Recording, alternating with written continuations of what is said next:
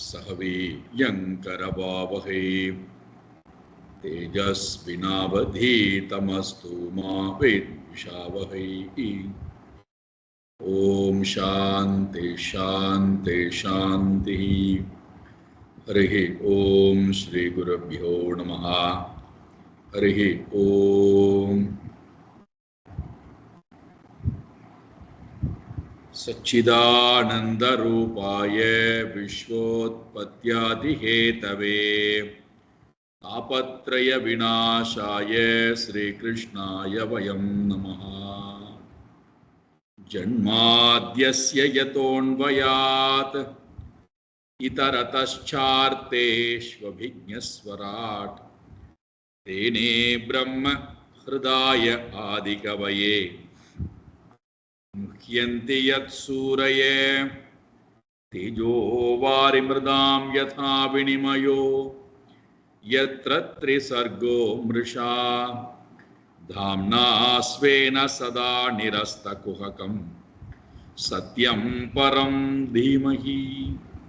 धर्मप्रोञ्जितकैतवोऽत्र परमो निर्मत्सराणां सतां वेद्यं वास्तवमत्र वस्तु शिवदं तापत्रयोन्मूलनं श्रीमद्भागवते महामुनिकृते किं वा परैरीश्वरः सद्यो हृद्यवरुध्यतेऽत्र कृतिभिः शुश्रूषुभिस्तत्क्षणात् निगमकल्पतरोर्गलितं फलं सुखमुखातमृतद्रवसंयुतं पिबत भागवतं रसमालयं मुहुरहो रसिका भुवि भावुकाः नारायणं नमस्कृत्य नरं चैव नरोत्तमं देवीं सरस्वतीं व्यासं ततो जयमुदीरयेत्।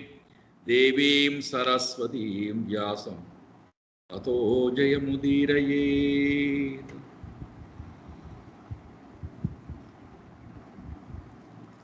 आसीने संविशंस्तिष्ठन् भुञ्जानः पर्यटन्महीं चिन्तयानो हृषीकेशम् अपश्यत्तन्मयं जगत्। இந்த ஒரு பாடல் போரும்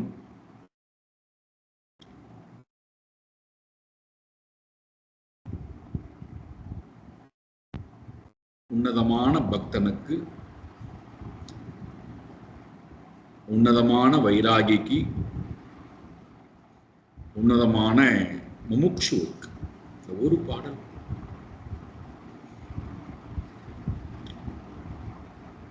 இந்த ஒரு பாடல்ல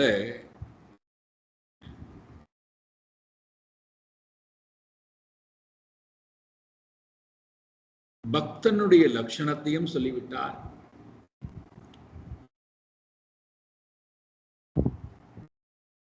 பக்தியின் லட்சணத்தையும் சொல்லிவிட்டார்,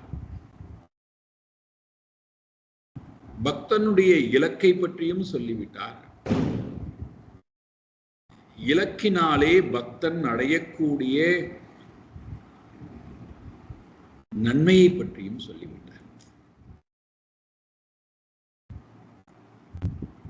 இதுக்கு மேல அவர் என்ன வேணும்?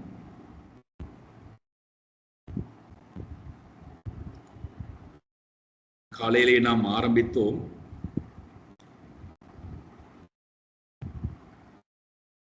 அஷ்டம புத்திரஹா, 8வது குழந்தையானது உன்னுடைய மரணத்துக்கு காரணம். எது அந்த 8வது குழந்தை? நம்முடைய அகங்காரம் தான். உண்மையிலேயே ஆழ்ந்து சிந்தித்து பார்த்தோம் என்றால் அகங்காரத்திற்கு இருப்புத்தன்மையே கிடையாது.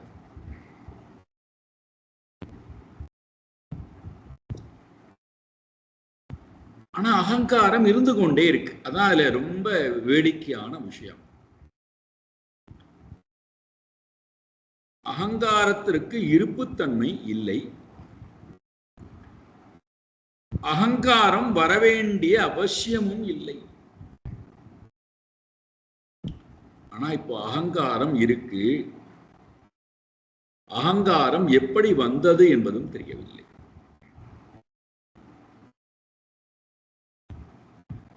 இந்த அகங்காரம் என்ன பண்ணிவிட்டதுன்னா, இல்லாத அகங்காரம் இருப்பதை போல தன்னை காமித்துக் கொண்டே இருக்கிறது. எதன் துணை கொண்டு? வாசனாவின் துணை கொண்டு, கரணத்தின் துணை கொண்டு, காரியத்தின் துணை கொண்டு.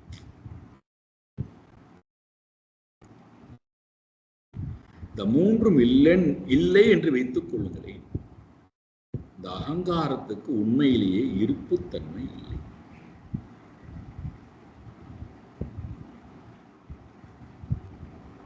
சரி, இந்த மூன்றும் என்ன அப்படின்னு பார்த்தா, மூன்றும் வேற ஒன்றும் கிடையாது. இந்த காரியமாக இருக்கட்டும், கரணமாக இருக்கட்டும், வாசனைகளாக இருக்கட்டும், இது எல்லாம் என்னடா அப்படின்னு பார்த்தா, ரொம்ப ஆழ்ந்து நீங்க சிந்தித்து பார்த்தால், ஸ்தூல சரீரம், சூக்ஷ்ம சரீரம், காரண சரீரம், இந்த மூன்றும் என்னது அப்படின்னு பார்த்தா,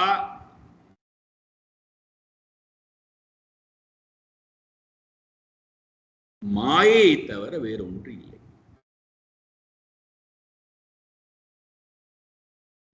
வேடிக்கை என்னடானா,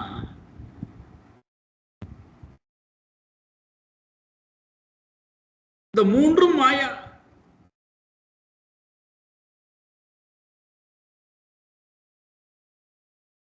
காலையிலேயே பார்த்தோம், மறுபடியும் இப்ப நாம் ஞாபகப்படுத்த விரும்பவில்லை, உங்களிடத்திலே விட்டு விடுகிறேன். மூன்றும் மாயை.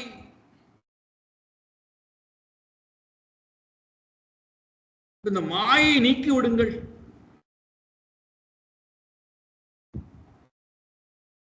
யார் இருக்கா? இந்த மாயை நீக்கிட்டா இந்த அகங்காரிக்கு அங்க என்ன வேலை?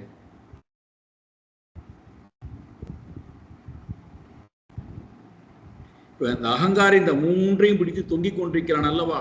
நான் தான், நான் தான், நான் தான், நான் தான்.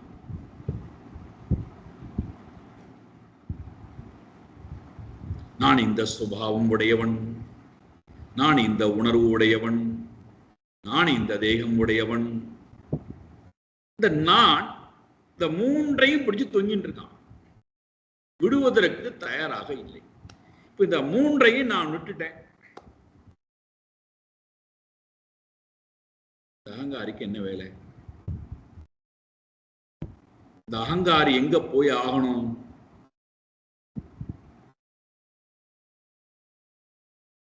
இந்த அகங்காரின்னு ஒருத்தர் இருக்கிறான் அல்லவா, நான் நான் நான் ஒருத்தர் இருக்கான் அல்லவா, அவன் இந்த மூணையும் விட்டுட்டா எங்க போய் ஆகணும்?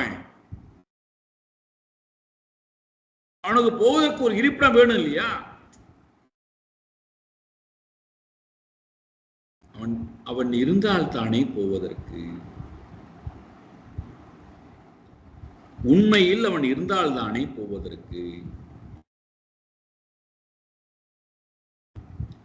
அவன் உண்மையிலேயே தோன்றி இருந்தால் தானே சென்று அடைவதற்கு.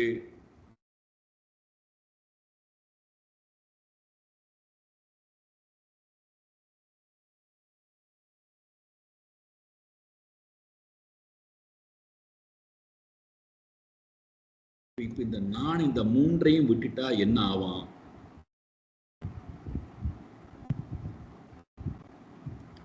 இந்த மூன்றையும் பிடித்துக் கொண்டிருக்கக்கூடிய நான் மூன்றும் இல்லாமல் போகின்ற நேரத்திலே இந்த நான் உண்மையிலேயே இல்லாத நானாக ஆகிவிடுகிறது. அப்ப அங்க யார் இருப்பா? காலையில நாம் ஆரம்பித்தோம், அதை மறுபடியும் இங்கே தொடர்கிறோம். தன்மயஹா, தத்மயம், அந்த பரமாத்மாவனுடைய ஸ்வரூபமாகவே இவன் தன்னை பார்க்கிறானாம். ஜகத் தன்மயம் அபஷ்யத். இப்ப இந்த இடத்துல ஜகத் அப்படிங்கிற ஒரு வார்த்தையை நமக்கு அறிமுகப்படுத்துறார். எது ஜகத்? இந்த மூன்றும் ஜகத். வாசனை, முக்குணமயமாக இருக்கக்கூடிய வாசனை ஒரு ஜகத். அந்தக்கரணம் ஒரு ஜகத், காரியம் பாஹ்ய கரணம் ஸ்தூல சரீரம் ஒரு ஜகத். ஜகத்னா என்னது? தோன்றி இருந்து எது ஒன்று தோன்றிய இடத்திலேயே லயமாகிறதோ அதுக்கு பெயர் ஜகத். ஜாயதே திஷ்டதி கச்சதி யஸ்ய சஹா சஹா ஜகத். எது ஒன்றுக்கு தோற்றம், நிலை பெறுகின்ற தன்மை, லயமாகக்கூடிய தன்மை எதுக்கு இருக்கோ அதுக்கு பெயர் ஜகத். இப்ப இந்த மூன்றையும் எடுத்துக்கொள்ளுங்கள். வாசனை இடத்திலிருந்து தோன்றியது, முக்குணத்திலிருந்து தோன்றியிருக்கிறது. முக்குணமயமாகவே திஷ்டதி நிலை பெற்றிருக்கிறது. முக்குணத்திலேயே போய் லயமாகி விடுகிறது.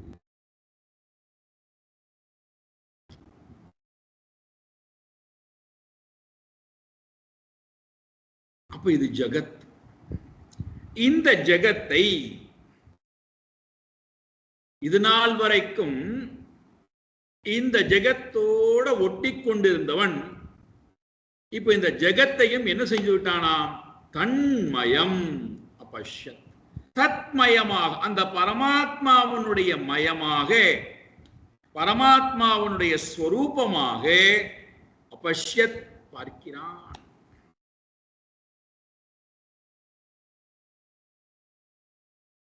இங்க யாரு போயிட்டா? இந்த ஜகத்தோட அபிமானித்துக் கொண்டிருந்த ஜீவன் இருக்கிறான் அல்லவா, நான் நான் நான் நான் நான் நான்.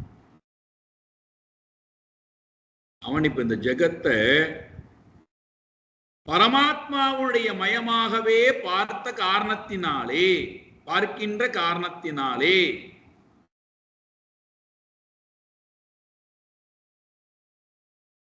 அங்கே ஜீவத்தன்மை என்பது இல்லாமல் போய்விட்டது.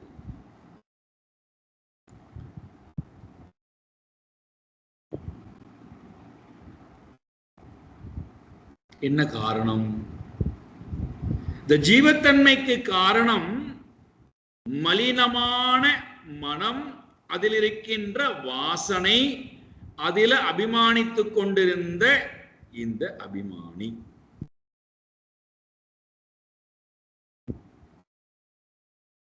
இப்ப இந்த வாசனை எல்லாம் நீக்கப்பட்டு விட்டது. மனதில் இருக்கக்கூடிய வாசனைகள் எல்லாம் நீக்கப்பட்டு அந்த மனதில் இப்ப யார் இருக்கா? ஹிருஷிகேஷம் சிந்தையானஹா. காலையிலே பார்த்தோம். ஹிருஷிகஹா ஈஷஹா. ஹிருஷிகஹா என்றால் இந்திரியங்கள், மனது. இந்த இரண்டும் சேர்ந்தது ஹிருஷிகஹா. ஹிருஷிக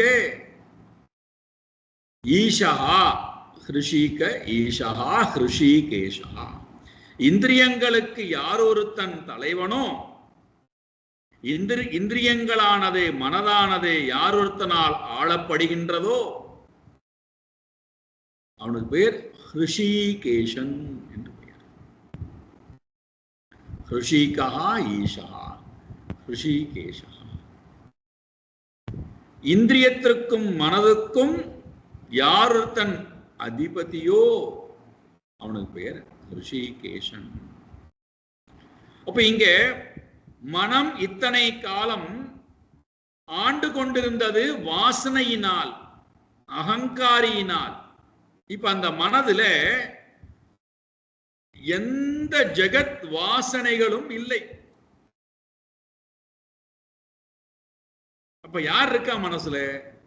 ரிஷிகேஷம் சிந்தையானஹா. பரமாத்மாவையே மனம் நினைத்துக் கொண்டே இருக்கிறது. இந்திரியங்களும் மனதும் பரமாத்மாவையே நினைக்கின்றதாம். பரமாத்மாவையே நினைக்கிறது.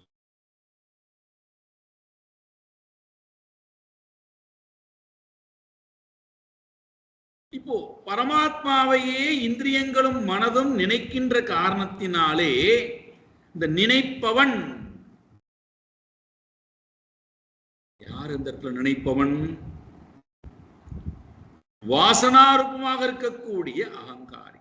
இப்ப அவன் வாசனைகளோட தொங்கிக் கொண்டிருந்தது போய் இப்ப வாசனைகள் எல்லாம் போயிடுத்து. இனிமேல் அவனுக்கு பிடித்துக் கொள்வதற்கு ஒன்றுமே இல்லை. தான் பிடித்துக் கொண்டு பிரயாணம் செய்வதற்கு ஒரு வஸ்துவும் இல்லை. காரணம், இந்திரியங்களும் மனதும் விஷ்ணுவையே நினைக்கின்ற காரணத்தினாலே இவனும் வேற வழி இன்றி விஷ்ணுவையே நினைக்க வேண்டிய நிலைக்கு தள்ளப்படுகிறான். இப்ப ரொம்ப கவனமா இருக்கணும். இங்கே விஷ்ணுவை நினைப்பவன்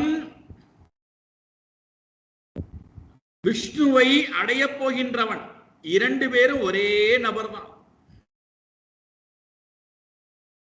விஷ்ணுவை நினைப்பவனும் விஷ்ணுவை அடைய போகின்றவனும் ஒரே நபர். இப்போ விஷ்ணுவை நினைப்பவன் விஷ்ணுவை அடையாத காரணத்தினாலே விஷ்ணுவை நினைக்க ஆரம்பிக்கிறான். இதனால் வரைக்கும் விஷ்ணுவை மறந்துவிட்டு இந்த மூன்றையும் நினைத்துக் கொண்டிருந்தான். ஜகத்தாக இருக்கக்கூடிய வாசனையையும் கரணத்தையும் காரியத்தை நினைத்துக் கொண்டிருந்தான். இப்ப அதை விட்டுட்டு விஷ்ணு ஸ்வரூபத்தை ரிஷிகேஷனை நினைப்பதின் மூலமாக தான் யாரை நினைக்கிறானோ அவனாகவே ஆகணும்.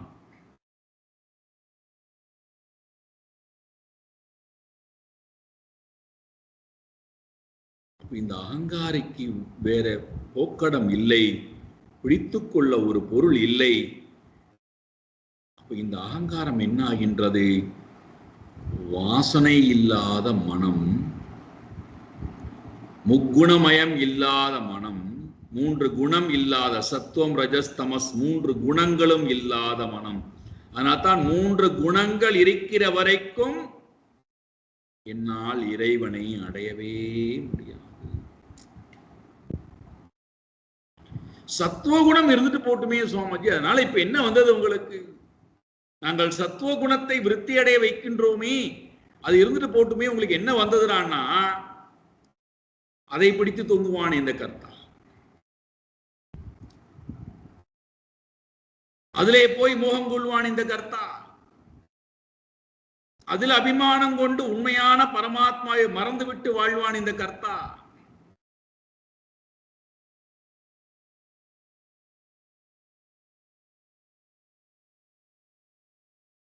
மூன்று குணங்களும் வாசனைகளும் இல்லாத, மூன்று குணங்களும் இல்லாத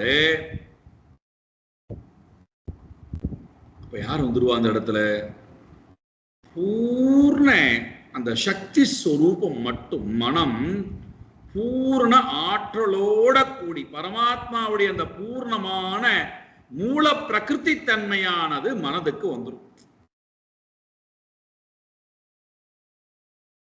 பியூர் கான்சியஸ்னஸ் சொல்றோம் அல்லவா? இந்த பியூர் கான்சியஸ்னஸ் மனதுல ஏற்படுகின்ற நேரத்திலே அதுல இந்த ஆத்மாவுடைய சைத்தன்யமானது விழுகிறது. அப்போ அவன் என்ன ஆகின்றானா? தன்மயா பவே, அந்த பரமாத்மாவுடைய மயமாகவே இவன் ஆகி போகிறான். தன்னை இழந்தாள் தன் நாமம் கெட்டாள். அப்பர் சுவாமி சொல்றார் அல்லவா?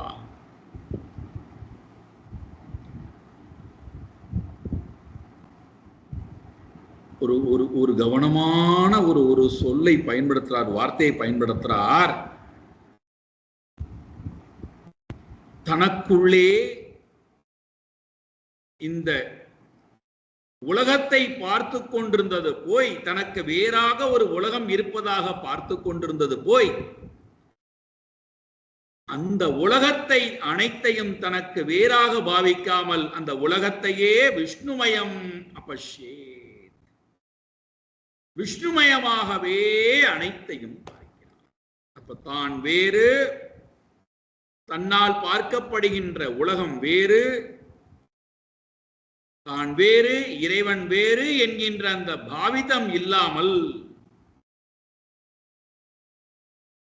ஒரே ஒரு பொருளை மட்டும் பார்க்கிறான்.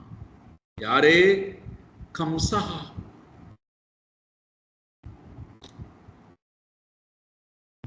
ஒரே ஒரு பொருளை பார்க்கிறார். தன்மயா பவே. பக்தியினுடைய மேன்மை நிலையை பற்றி நாரத மகர்ஷி அவருடைய பக்தி கிரந்தத்துல சொல்லும் போது சொல்றார், தன்மயா பவே, அவன்மயமாகவே ஆகி போவது.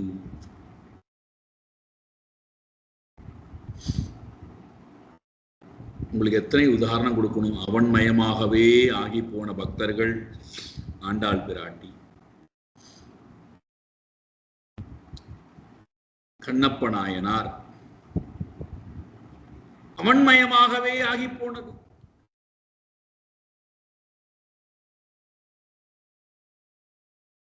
மீராபாய், சக்குபாய், எத்தனை பேரை உதாரணம்.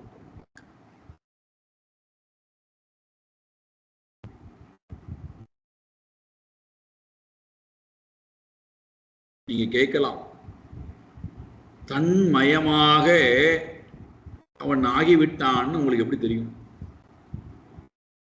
உலகத்தை அனைத்தும் விஷ்ணுமயமாகவே, தன்மயமாகவே, தத்மயம், அந்த பரமாத்மாவுடைய மயமாகவே பார்க்கிறான்.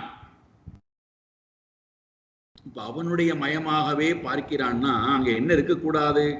அவன் மயமாக பார்க்கின்ற நேரத்துல அது புரியணும் அல்லவா? அவனுடைய மயமாகவே ஆகிவிட்டான் என்றால் இவனிடத்துல என்ன இருக்கக்கூடாது? என்ன இல்லாமல் இருந்தால் அவன் மயமாக ஆகிவிட்டான்னு தெரியும்.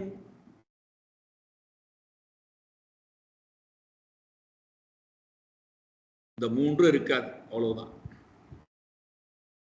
கர்த்திருபாவம், வாசனா, வாசனாரூபமாக இருக்கக்கூடிய கர்த்திருபாவம் இருக்காது, கரண அபிமானம் இருக்காது, மமகாரம் இருக்காது, ஸ்தூல சரீர அபிமானம் இருக்காது.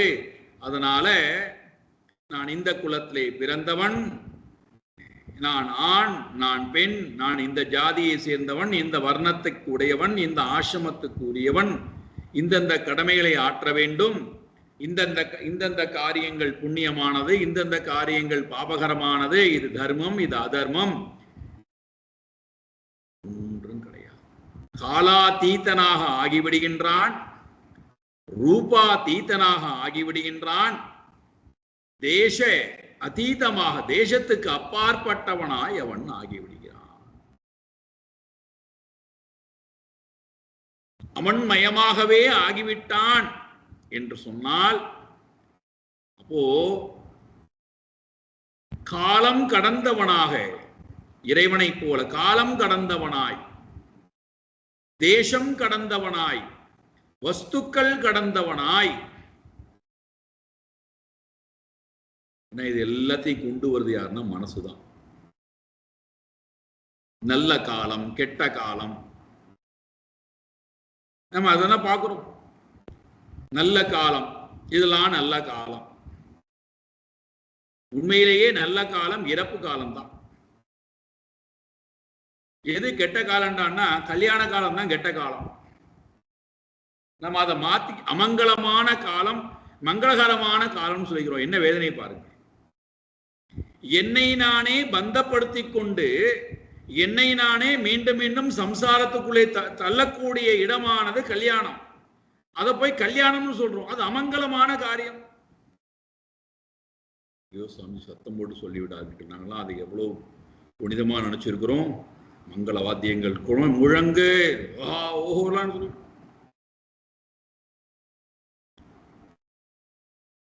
உண்மையிலேயே மங்களகரமான காரியம். ஒரு ஜீவன் இந்த சரீரத்தை விட்டு வெளியிலே போவது.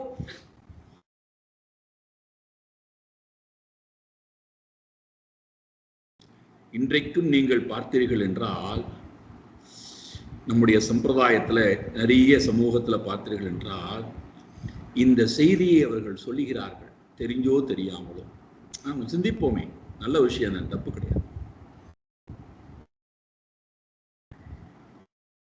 இன்றைக்கும் நிறைய சமூகத்துல பார்த்தீர்கள் என்றால் இந்த உடலை எடுத்துக்கொண்டு போகும்போது சங்குநாதம் முழங்கிக் கொண்டே போவார்கள். அந்த அதுக்கு பேர் சேண்டின்னு சொல்வார்களா, அந்த ஒரு தோசை கல்லை போன்றக்கூடிய ஒரு பொருளை அடித்துக் கொண்டே போவார்கள்.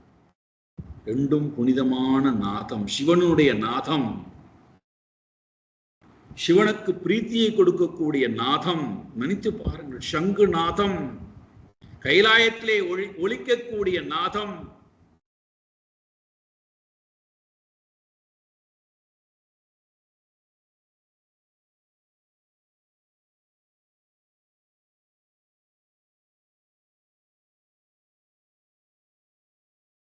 யார் ஒருவன் இந்த உண்மைத்தன்மையை பார்க்க ஆரம்பித்து விடுகின்றானோ அவன் இதெல்லாவற்றையும் கடந்தவனாக ஆகிவிடுவான். தேச கால விஷயாதிவர்த்தியத், தேச கால விஷயங்கள் அத்தனையும் கடந்தவனாய், வாசனைகளை கடந்தவனாய், அந்த கரணம் பாக்கிய கரணத்தை கடந்தவனாய் தன்மயா பவே. சரி சுவாமிஜி, தன்மயமாயிட்டான், தன்மை எப்படி இருப்பான்? ஆசீனஹா சம்விஷன் திஷ்டன் புஞ்சானஹா மகீம் பர்யடன் கிருஷிகேஷம் சிந்தயானஹா. கிருஷிகேஷனையே மனம் சிந்தித்துக் கொண்டிருக்கின்றவான் எப்பொழுதெல்லாம். நம்மெல்லாம் ஒரு ஒரு காலம் வச்சிருக்கோம். பிராத்த காலே 5 நிமிஷம், சாயங்காலே 5 நிமிஷம். மற்ற நேரத்தெல்லாம் சிந்திக்க கூடாது. இறப்பு வருங்காலத்திலே சிந்திக்க கூடாது. போகம் வருங்காலத்திலே சிந்திக்க கூடாது. நம்ம சிந்திப்பதற்கு ஒரு நேரம் வச்சிருக்கோம். எப்பொழுது சிந்திக்கிறானா? ரிஷிகேஷா சிந்தையானஹான்னா, ரிஷிகேஷனை மனம் சதா சிந்தித்துக் கொண்டே இருக்கிறது. எப்பொழுது? ஆசீனஹா, உட்கார்ந்தால் ரிஷிகேஷா சிந்தையானஹா, உட்கார்ந்தால் ரிஷிகேஷா சிந்தையானஹா. உட்காரும் நேரத்திலும் ரிஷிகேஷனையே மனம் சிந்திக்கிறது. உட்காருதல், எழுந்திருத்தல், நடத்தல், வேலை செய்தல், இதெல்லாம் நீங்க சேர்த்துக்கணும். உட்காருதல்னா வெறும் உட்காருதல். உட்காருதல் என்றால் ஒரு செயல். சரீரத்தை கொண்டு உட்காருவது, நடப்பது, பேசுவது, உலக வியாபாரம் செய்வது, என்னெல்லாம் சரீரத்தால் செய்யப்படுகிறதோ அந்த நேரத்தில் ஆசீனஹா, உட்கார்ந்திருந்தாலும் ரிஷிகேஷா சிந்தையானஹா. அப்ப தன்மயமாக ஒருவன் ஆகிவிட்டான் என்பதற்கு என்ன பிரமாணம்? இவனுடைய உடல் உட்கார்ந்தாலும், இவன் உடல் உட்காருகிறது, ஸ்தூல சரீரம் உட்காருகிறது, சூக்ஷ்ம சரீரம் அதை உட்கார வைக்கிறது, கர்த்தா உட்கார வைத்திருக்கிறான்ங்கிற பாவம் போய் அந்த மூன்றையும் நீக்கிவிட்டு, கர்த்திரு பாவத்தை நீக்கிவிட்டு ரிஷிகேஷன் சரீரத்தோட உட்கார்ந்துருக்காங்க. அப்போ சரீரம் போயிடுத்து, சரீர அபிமானம் போயிடுத்து. எந்த செயல் சரீரத்தின் மூலமாக செய்து கொண்டிருந்தாலும் ரிஷிகேஷன் மயமாகவே ஆகி போகின்ற தன்மை.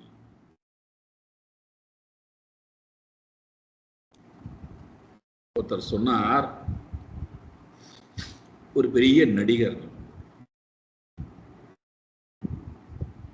கை விளங்காததை போல இப்படி வைத்துக்கொண்டு நடிக்கணும். அந்த படம் முழுக்க இந்த மாதிரியான ஒரு தோற்றத்தை வைத்துக்கொண்டு நடிக்கணும். அவருக்கு கதைகள் சொல்லப்பட்டு விட்டது, கதாபாத்திரத்தினுடைய தன்மைகள் சொல்லப்பட்டு விட்டது. அவர் இப்ப இந்த கை இந்த நிலையிலே இருக்கக்கூடியவராய் அவர் நடிக்கணும்.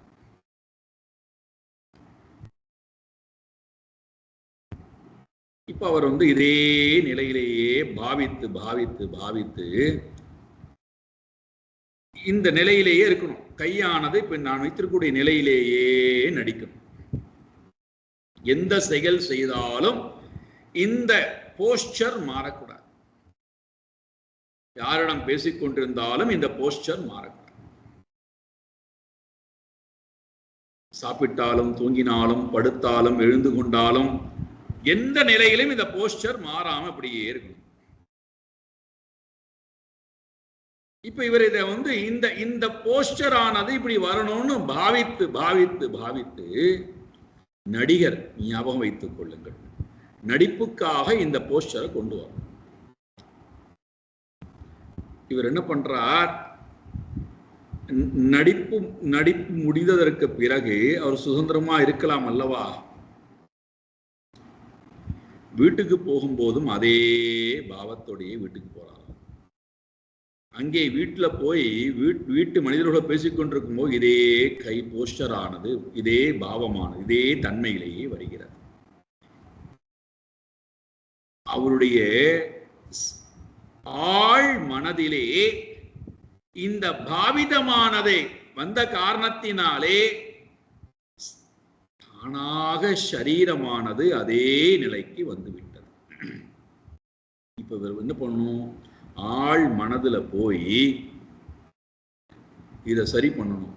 நீ நடிகன் தான், நீ வியாதியஸ்தன் அல்ல, உன்னுடைய கை நன்றாகத்தான் இருக்கிறது, அந்த கதாபாத்திரத்துக்காக நீ இந்த கையை இவ்வாறு வைத்துக் கொண்டிருக்கிறாய், உன்னுடைய கையை நீ சரியாக வைத்துக்கொள்னு ஆள் மனதுல போய் அவர் பதிவேற்றம் செய்யணும். அங்க மற்றவர்கள் சொன்னாலும் கூட, வீட்டில் இருக்கக்கூடியவர்கள் சொன்னாலும் கூட தன்னையும் அறியாமல் கை இப்படி போகிறது. மற்றவர்கள் சொல்லுகிறார்களே நான் மாத்திக்கணும், முடியல. என்ன காரணம், ஆழ் மனதிலே அந்த எண்ணத்தை விதைத்ததனால தானாக கை.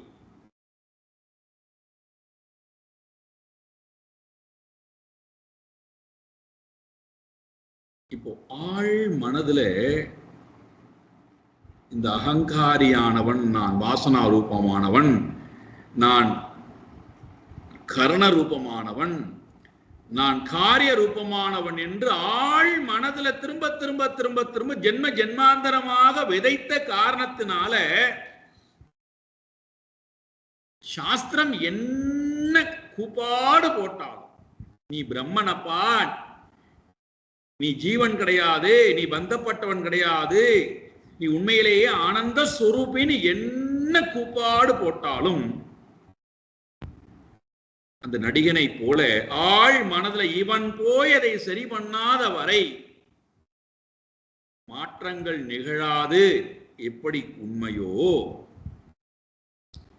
இது அந்த வீட்டுக்காரர்கள், அந்த பெண்ணும் அந்த மனைவியும் மேடையை சொல்கிறார்கள், எங்க அப்பா வீட்டுக்கு வரும்போது கையை இப்படியே வைத்துக் கொண்டு வருவார், வீட்டுக்கு வந்த பிறகு கை இப்படியே இருக்கும், அவருக்கு நாங்கள் எவ்வளவு சொன்னாலும் அவருடைய கையானது இப்படியே தானாகவே போய்விடுகிறது.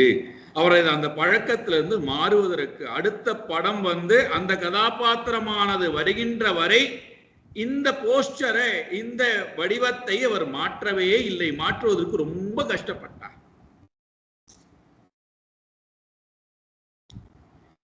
ஜென்ம ஜென்மாந்தரமாக நாம் நம்முடைய போஸ்டர், நம்முடைய பார்வையை ஆழ் மனதில் மாற்றாமலேயே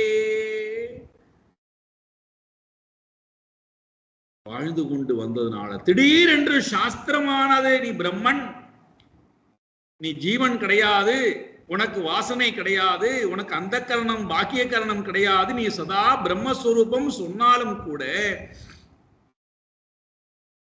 என்னுடைய ஆழ் மனதுக்கு அது புரியாமலேயே இருக்கிறது, எட்டாமலேயே இருக்கிறது.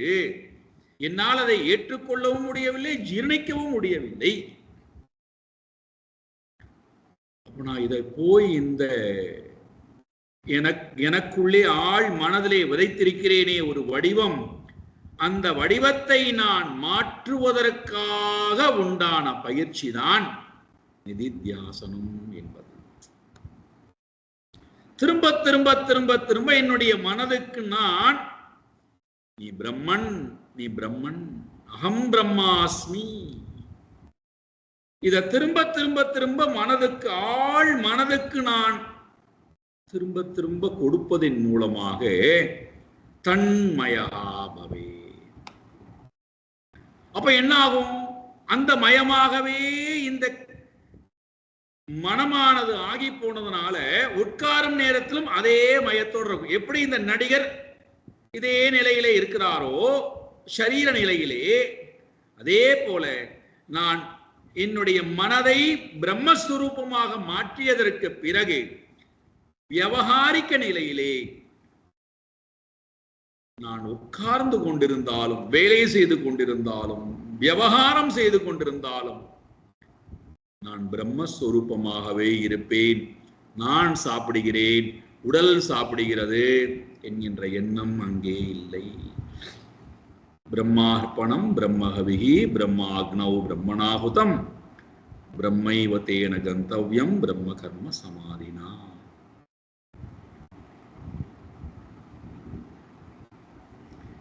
ஆசீனஹா, உட்கார்ந்திருந்த போதும் ரிஷிகேஷம் சிந்தையாமஹா. உட்கார்ந்திருத்தல்னு வரும்போது எங்க உட்கார்ந்து இருந்தாலும் சரி, யோகரதோவா போகரதோவா சங்கரதோவா சங்கவிஹீனா, எங்க உடல் உட்கார்ந்து இருந்தா என்ன? நல்ல வீடு, நல்லது அல்லாத வீடு, எங்க உட்கார்ந்து இருந்தான உடல்? புனிதமான இடம், புனிதமற்ற இடம் ஒன்றும் கிடையாது. நம்மளா ஏற்படுத்திக்கும். இது புனிதமானது, புனிதமற்றது, நல்ல வீடு, கெட்ட வீடு. எங்க உடல் இருந்தால் என்ன? சண்டாளனுடைய வீட்டில் இருந்தால் என்ன, அல்லது புனிதமான வேதங்கள் ஓதக்கூடிய வீட்டில் இருந்தால், எங்க அந்த உடல் இருந்தால் என்ன? தன்மயமாகவே இந்த மனம் ஆகிவிட்டால் பரமாத்மாவையே சிந்தித்துக் கொண்டு இந்த உடல் இருக்கிறது, இந்த ஜீவன் இருக்கிறான். யாரை பற்றி நாம் பார்த்து கொண்டிருக்கிறோம்? நினைத்து பாருங்கள். கம்சனை பத்தி பார்க்கிறோம். கம்சனுக்கு இந்த பாவம். இப்பேற்பட்ட பக்தனாக நான் இருக்கக்கூடாதான்னு புலம்புறார் சுக மகர்ஷி.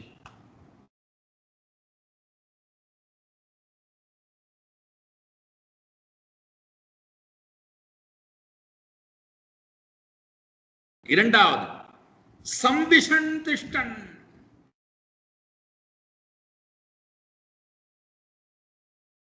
படுத்துக் கொண்டிருந்தாலும் சரி,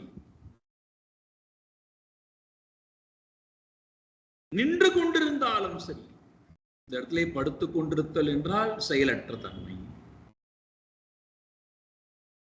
உடல் செயலற்ற தன்மை. செயலற்ற தன்மையிலும் மனம் பரமாத்மாவையே நினைக்கிறது. உட்கார்ந்து கொண்டிருக்கக்கூடிய நிலை என்பது செயலுடைய நிலை. செயலுடைய நிலையிலும் பரமாத்மாவையே நினைக்கிறார், செயலற்ற நிலையிலும் பரமாத்மாவையே நினைக்கிறார். திஷ்டன் என்றால் நடந்து போவது, நிற்பது, ஒரு இடத்திலே நிற்பது, ஏதாவது ஒரு விஷயத்தை நோக்கி அதில் நிற்பது. அவ்வாறு இருக்கும் நேரத்திலும் மனமானது ரிஷிகேஷம் சிந்தையாமா,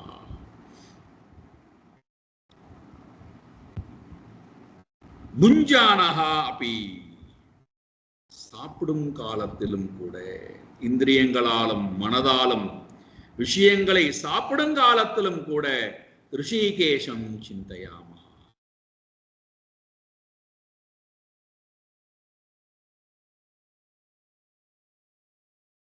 போஜனம் அனுபவித்தல், அனுபவிக்கக்கூடிய காலத்திலும், இன்பத்தை அனுபவிக்கக்கூடிய காலத்திலும் ரிஷிகேஷம் சிந்தயாமா. மகீம் பர்யடன், உலகத்திலே போய் நான் விவகாரம் செய்து சுற்றி சுற்றி சுற்றி வருகிறேன் அல்லவா. பரியடன், பரியடனம் என்றால் சுற்றுவது. ஊரை சுற்றி, உலகத்தை சுற்றி, நாட்டை சுற்றி, உலகங்களை சுற்றி சதா நான் விவகாரம் செய்து கொண்டே இருக்கிறேன் அல்லவா. அவ்வாறு சஞ்சரிக்கும் காலத்திலும் ரிஷிகேஷம் சிந்தையாமா, மனம் ரிஷிகேஷனையே சதா சிந்தித்துக் கொண்டே இருக்கிறது. ஒரு சாதாரண நடிகனால் ஒரு கதாபாத்திரத்துக்காக தன்னுடைய எல்லா போஸ்டரையும் மாற்றி அதே சிந்தனையுடனேயே இருக்க முடியும் என்றால்,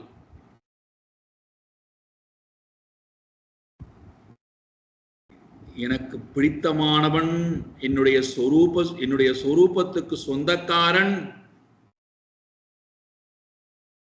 பரமாத்மா என்று தெரிந்து அவனை அடைவதாக அவன்தான் வாழ்க்கையின் இலக்காக எனக்கு இருந்தால், எங்க இருந்தால் என்ன, எந்த நிலையிலே இருந்தால் என்ன, சாப்பிடும் நேரத்திலும், உறங்கும் நேரத்திலும், விழித்துக் கொள்ளும் நேரத்திலும், நடக்கும் நேரத்திலும், பேசும் நேரத்திலும், உட்காரும் நேரத்திலும், விவகாரம் செய்யும் நேரத்திலும் ரிஷிகேஷம் சிந்தையானா, இந்த சிந்தனை தொடர்ந்து வந்ததுனால ஜகத் தன்மயா அபஷ்யத், பரமாத்மாவையே பார்க்க, பரமாத்மாவையே, உலகத்தை அனைத்தையும் பரமாத்மா ஸ்வரூபமாகவே பார்க்கக்கூடிய தன்மை கம்சனுக்கு ஏற்படுகிறது. அப்ப இதுல நமக்கு ஒரு அழகான செய்தி கொடுக்கப்படுகிறது. என்னவென்றால், தன்மயமாகவே இவர் ஆகி போய்விட்ட காரணத்தினாலே ஏற்கனவே முக்தி அடைஞ்சாச்சு. ஏற்கனவே முக்தி அடைஞ்சாச்சு, தன்மயமாகவே ஆகி போயாச்சு. அதை உறுதிப்படுத்தணும், அவ்வளவுதான். தன்மயமாகவே ஆகி போனதை நீ தன்மயமாக ஆகி போய்விட்டாய், என் மயமாக நீ ஆகிவிட்டாய் என்பதை உறுதிப்படுத்தணும். ஒரு குரு நீ உண்மையை உணர்ந்து விட்டாயப்பா அப்படின்னு உறுதிப்படுத்துவதை போல உறுதிப்படுத்தணும். அதற்காக நடக்கக்கூடிய ஒரு சின்ன செயல் தான் கம்சனும் பரமாத்மாவும் சந்தித்துக் கொள்கின்ற காட்சி. இப்ப இங்க ஏற்கனவேயே கம்சன் நாராயணமயமாகவே ஆகி போய் தன்னை இழந்த நிலை, ஜீவன் தன்னை இழந்த நிலை என்பது ஏற்பட்டு விட்டது.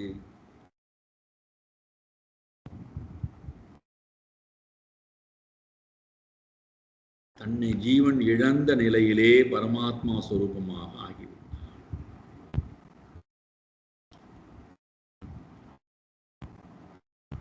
இதத்தான் நாம செய்வதற்காக இந்த உலகத்துக்கு வந்திருக்கோம். இந்த 8வது குழந்தையானது உனக்கு இறப்புக்கு காரணம் என்று சொல்லும் போது, இந்த 8வதாக இருக்கக்கூடிய அகங்காரியை வாசனை இல்லாமல் செய்து, வாசனையை இல்லாமல் செய்து, இந்த அகங்காரியை இல்லாமல் செய்துவிட்டால்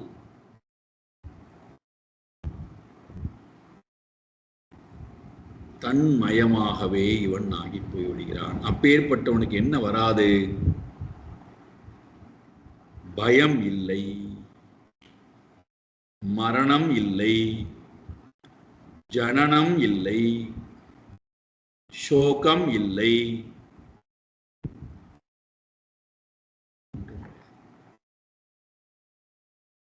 தத்ர கோ சோகः கோ மோகः ஏகத்வம் அனுபஷ்யதः.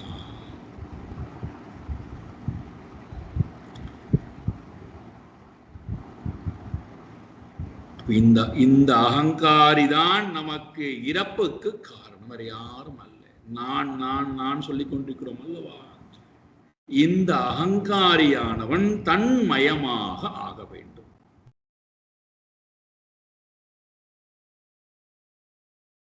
இந்த அகங்காரி தன்மயமாக ஆவதற்குத்தான்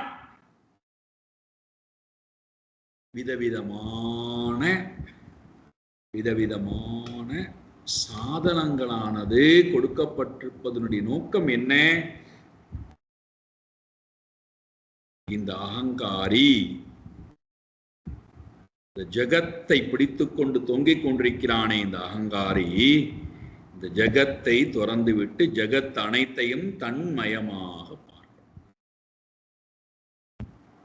அதற்குத்தான் விதவிதமான சாதனங்கள் எனக்கு ஒரு வகையிலும் பிரயோஜனம் இல்லை, அதை நான் அடைய மாட்டேன் என்று உறுதியாக இருக்கின்ற வரை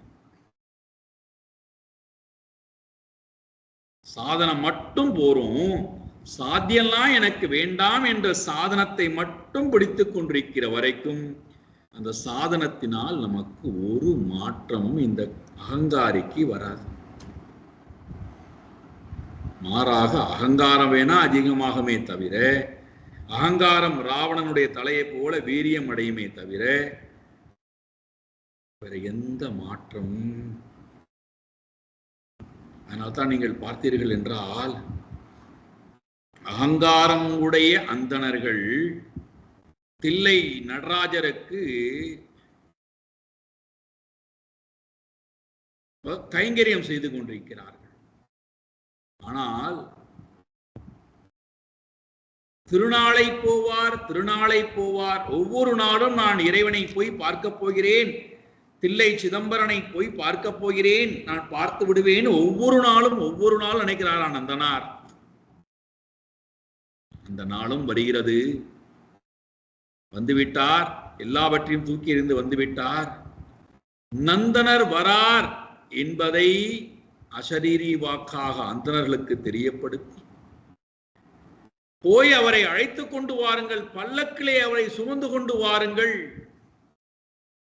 மரியாதையுடன் அவரை அழைத்துக் கொண்டு வாருங்கள் என்று சொல்ல, இங்க வந்து பார்த்தால் எல்லோரும் பூர்ண கும்பத்தோடு காத்து கொண்டிருக்கிறார்களாம் நந்தனாரை வரவேற்பு. நந்தனார் யாரு? நாம எதையெல்லாம் சொல்லி நம்முடைய வெறுப்பை அதிகப்படுத்திக் கொள்கிறோமோ, அஞ்ஞானத்தை அதிகப்படுத்திக் கொள்கிறோமோ, அகங்காரத்தை அதிகப்படுத்திக் கொள்கின்றோமோ, பேத பாவத்தை அதிகப்படுத்திக் கொள்கின்றோமோ, அந்த பாவம் உடைய தாழ்ந்த குலத்திலே பிறந்தவர். நாங்கள்லாம் உயர்ந்த குலத்திலே பிறந்தவர்கள். நான் பரமாத்மா யாருக்கு அனுகிரகம் பண்ண தயாரா இருக்கார்? தன்மயமாக ஆகி போன பக்தனை தன்னுடன் சேர்த்துக் கொள்ள ஓடோடி வராராம். இவர்கள் அசத்மயமாக இருக்கின்ற காரணத்தினாலே இவர்கள் என்னத்தான் பரமாத்மாவுக்கு கூவி வேத மந்திரங்கள் சொல்லி யாகங்கள் செய்து பூஜைகள் செய்தாலும் கூட பரமாத்மா இறங்கி வரவும் தயாராக இல்லை, காட்சி கொடுக்கவும் தயாராக. காரணம் என்ன? அது உள்ளத்துக்குள்ளே ஒளிர வேண்டிய பொருள் அல்லவா, அது வெளியில இருக்கக்கூடிய பொருள் அல்லவே. ஓடி ஓடி ஓடி ஓடி உட்கலந்த ஜோதியை நாடி நாடி நாடி நாடி நாட்களும் கழிந்து போய் வாடி வாடி வாடி வாடி வாடி போன மந்தர்கள் கோடி கோடி கோடி கோடி எண்ணிறைந்த கோடி. என்னுள்ளே இருந்த ஒன்றை யான் அறிந்து கொண்டே, என்னுள்ளே இருந்த ஒன்றை யான் அறிந்து கொண்ட பின் என்னுள்ளே இருந்த ஒன்றை யாவர் காண வல்லீரேல், என்னுள்ளே இருந்து இருந்து யான் உணர்ந்து கொண்டேனே.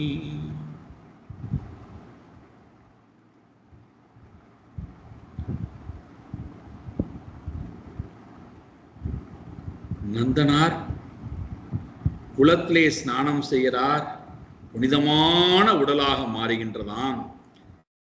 அந்தணர்களுடைய வடிவத்தை பெற்று அந்தணமயமாகவே ஆகிப்போ. ஏன்னா இந்த மக்கள் அப்போதான் ஏற்றுக்கொள்வார்கள்.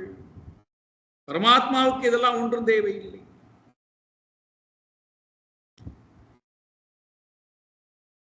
படியுங்கள் படியுங்கள், நிறைய படிச்சாதான் தெரியும் எந்த அளவுக்கு நம்முடைய சிரேஷ்டமான நம்முடைய முன்னோர்கள் எவ்வளவு பாரம்பரியமான வாழ்க்கை முறையை நமக்கு காமித்து விட்டு போயிருக்கிறார்கள்.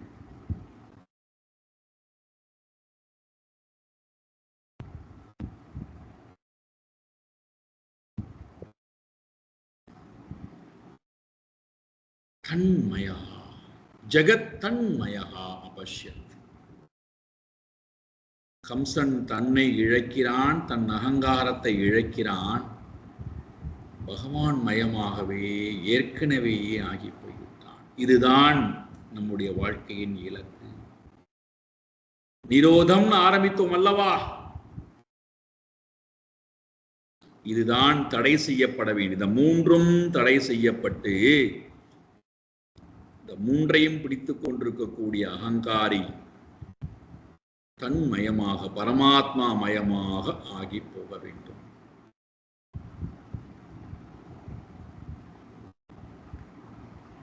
இதுதான் 10வது ஸ்கந்தத்தினுடைய சாரம்.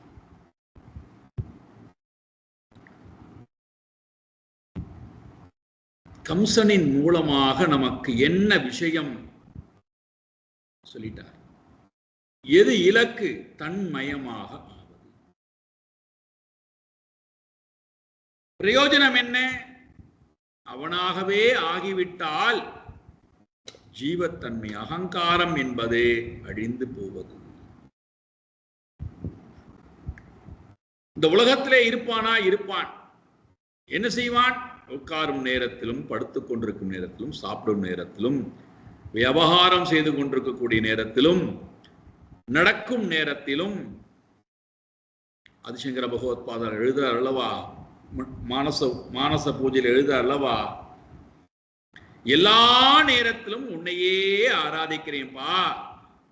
ஆத்மாத்வம் கிரிஜாமதி சகச்சரா பிராணா ஷரீரம் கிருஹம் பூஜா தே விஷயோபபோக ரச்சனா நித்ரா சமாதி ஸ்திதி சஞ்சார பதயோ பிரதக்ஷிண விதி स्तोत्राणि सर्वा गिरो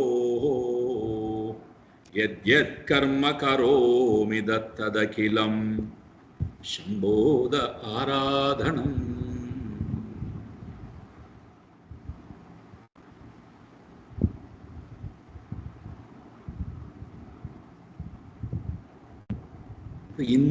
இந்த நிலை கம்சனுக்கு உண்டான நிலை. ஆனால் கம்சன் இன்னும் கிருஷ்ண பரமாத்மாவை பார்க்கவில்லையே. பார்க்கின்ற வரைக்கும் அந்த பேத பாவம் இருக்கும் அல்லவா. ஒன்று கலந்து விட்டால்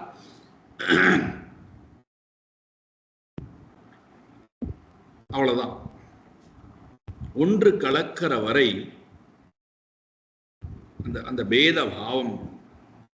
அதனால்தான் ரமண மகர்ஷி இடத்துல போய் கேட்கிறார்கள், உங்களுடைய உடல் ஆடிக்கொண்டே இருக்கிறது. அவர் சொல்றார், பெரிய மலையை தூக்கி சிறிய உடலில் வைத்தால் இந்த உடல் எப்படி தாங்கும்ப்பா?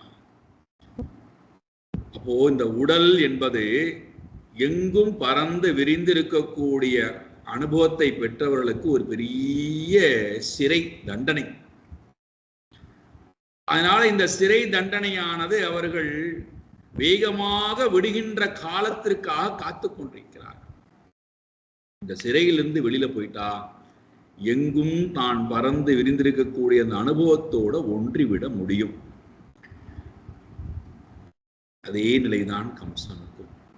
தன்னை பரமாத்மாவுடன் முழுமையாக தேகத்தை கடந்து ஒன்றுவதற்கு உண்டான அந்த அனுபவமானது அவனுக்கு தேவைப்படுகிறது. ஆகினால என்ன பண்ணுகிறான்? எல்லாரையும், யாரெல்லாம் இவனுக்கு சகாயம் பண்ணுகிறாரோ எல்லாரையும் அவர் பக்கம் திருப்புறான். அதுல வந்ததுதான் இந்த பிரலம்பன், பகாசுரன், நகாசுரன். இதெல்லாம் என்னது? இந்த இந்த மாயையிலிருந்து வரக்கூடிய எல்லா எண்ணங்களும் இறைவனை நோக்கி திருப்புவது.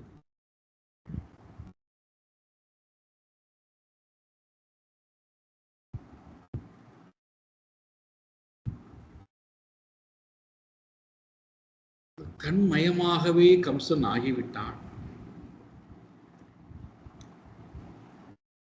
ஆனால் உலகத்துக்கு இந்த தாற்பயம் புரியாது அல்லவா?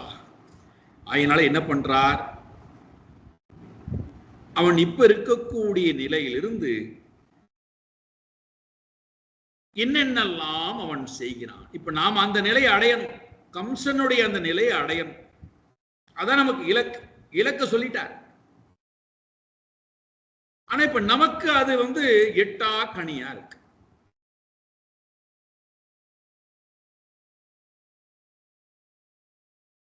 எவ்வளவுதான் நம்ம கேட்டா கூட முதல்ல நிற்பது யாரு? அந்த அகங்காரம் தான் முன்னாடி நிற்கிறார்.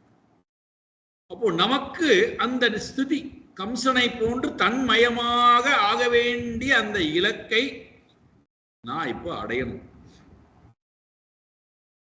அதற்காக பிறவி எடுத்து வந்திருக்கான் கிருஷ்ணன். பாருங்கள், கிருஷ்ண அவதாரமே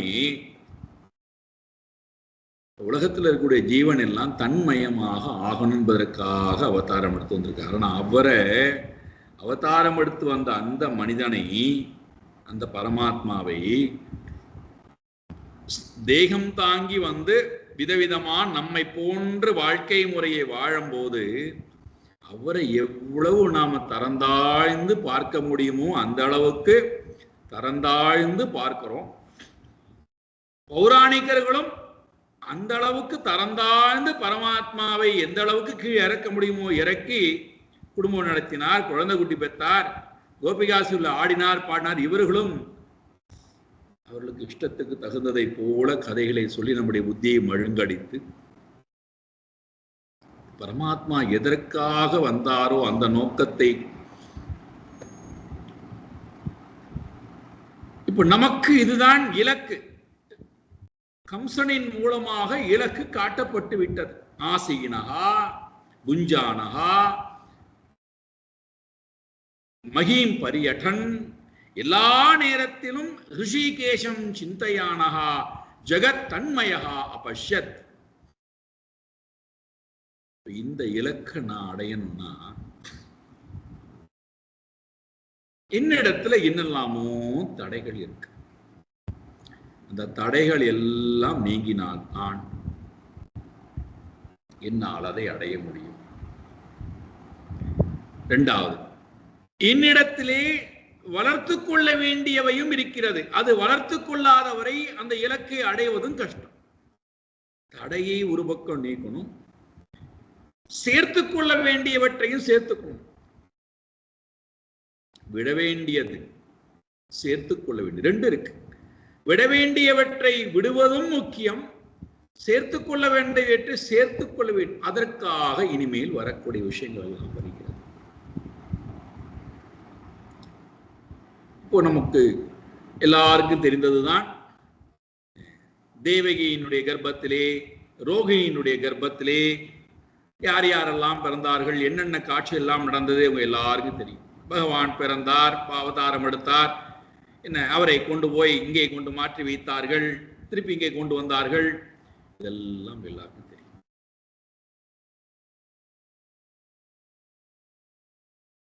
இப்போ இந்த எட்டாவது குழந்தை பிறந்து விட்டதுங்கிற செய்தியை கம்சனுக்கு கொண்டு வந்து கொடுக்கிறார்களாம். ஓடோடி வருகிறான். இந்த குழந்தையால் தானே தனக்கு இறப்பு, ஆகையினாலே இந்த குழந்தையை நாம் கொண்டு விடலாம் அப்படிங்கிற எண்ணத்துடன் வருகிறான். இப்ப இதெல்லாம் ஞாபகம் வச்சுக்கணும். இனிமேல் இப்ப நம்மளை அங்க வச்சு பேசணும். ஏன்னா ஏற்கனவே அந்த தன்மயம் ஆயாச்சு. இப்ப நாம தன்மயமாக ஆவதற்கு என்னென்னலாம் தடைகள் வரும், என்னென்னலாம் சேர்த்து கொள்ள வேண்டும், அதை ஞாபகம் வச்சு.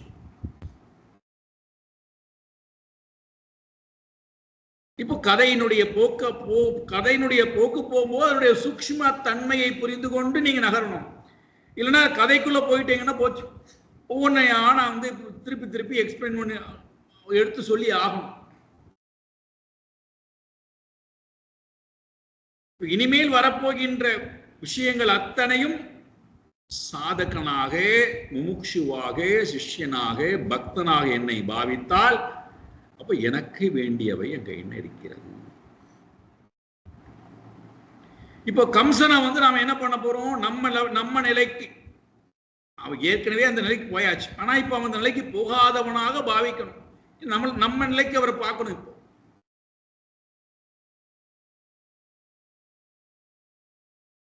அப்போ கம்சன் என்ன பண்ணுகிறான்? தங்கை இடத்திலிருந்து அந்த குழந்தையை பார்த்தால் பெண் குழந்தை. சொன்னது என்னது? 8வதாக வரக்கூடிய ஆண் குழந்தையானது உனக்கு அழிவை கொண்டு வரும். ஆனா வந்து பார்த்தால் பெண் குழந்தையா இருக்கு. சரி, எந்த குழந்தையா என்ன? 8வது குழந்தை, அழிக்கப்பட வேண்டிய குழந்தை. ஆகினாலே அந்த குழந்தையை அழித்து விடலாம் என்று அந்த குழந்தையை பிடித்து 2 கால்களையும் பிடித்து தலைகீழாக அந்த குழந்தையை தூக்கி அந்த குழந்தையினுடைய தலை பாகத்தை கொண்டு போய் சவற்றிலே அடிச்சு அந்த குழந்தையை சாகடிக்கலாம் என்று போகிறான். இந்த குழந்தை அவனுடைய கையிலிருந்து விடுபட்டதாய் ஆகாசத்திலே போய் பிரகாசம் பொருந்திய சைத்தன்ய ஸ்வரூபமாக மாறி அந்த பெண் குழந்தையானது அம்பாளாக மாறி அந்த தாயார் கம்சனிடத்திலே பேசக்கூடிய விஷயம் வருகிறது. என்னவாக மாறி அவனிடத்திலே பேசுகிறாள்? அடுத்த வாரம் வாருங்கள், விஷாலமாக பார்க்கலாம்னு சொல்றார். அடுத்த வாரம்.